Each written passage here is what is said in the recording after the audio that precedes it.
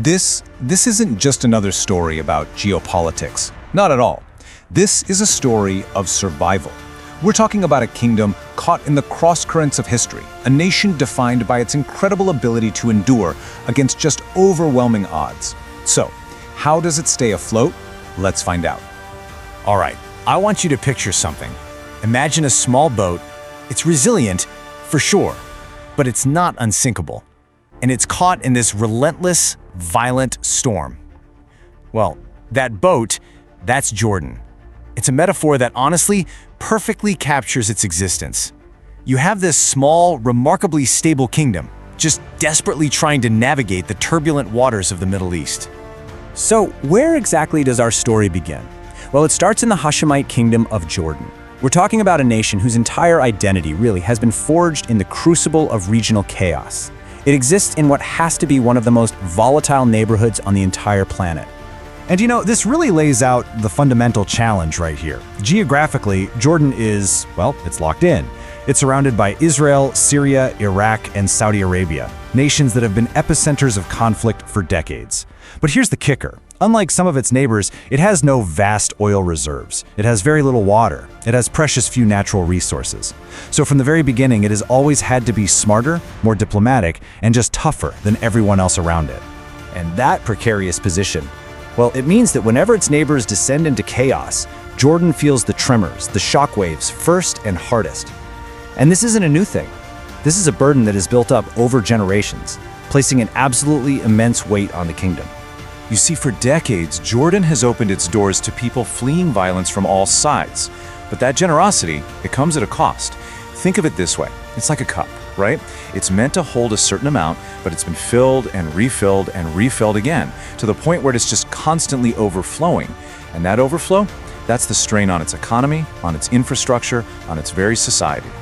And look, this is not some abstract idea.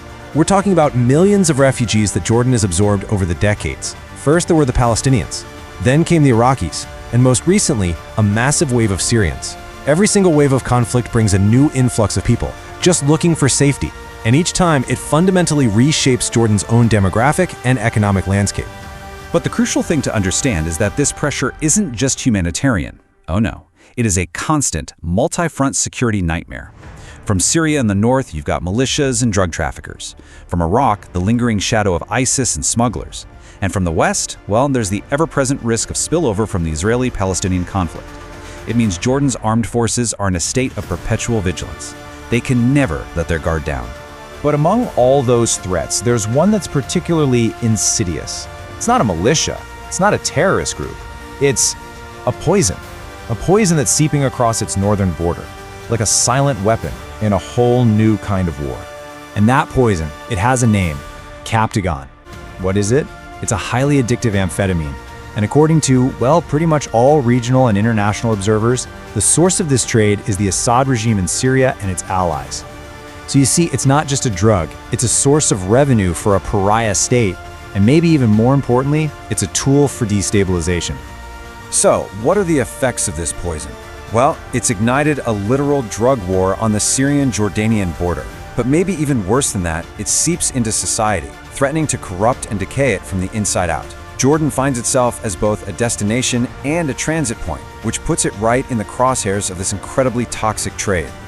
So you've got all this immense pressure from the outside, right?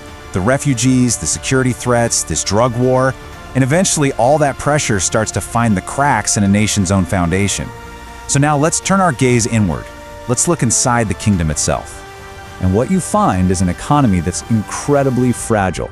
It is just so heavily reliant on things that are directly threatened by all this regional instability. I mean, think about it. International aid, that can fluctuate with global politics. Remittances, money sent home from Jordanians working abroad, that can dry up. And tourism, which is an absolutely vital lifeline, is almost always the first casualty when conflict erupts just next door. So what you end up with really is an economic model that's like a house of cards. Any major shock in the neighborhood, any little tremor, can cause one of those vital pillars of the economy to wobble or even collapse entirely. And that threatens its long-term survival and its ability to just provide for its own people. And then there's the deep, enduring internal challenge, the Palestinian question. You see, a huge portion of Jordan's citizens are of Palestinian origin. This creates these profound bonds of kinship and culture. But it also means that the unresolved conflict next door, well, for Jordan, that isn't some distant foreign policy issue. It's a domestic one.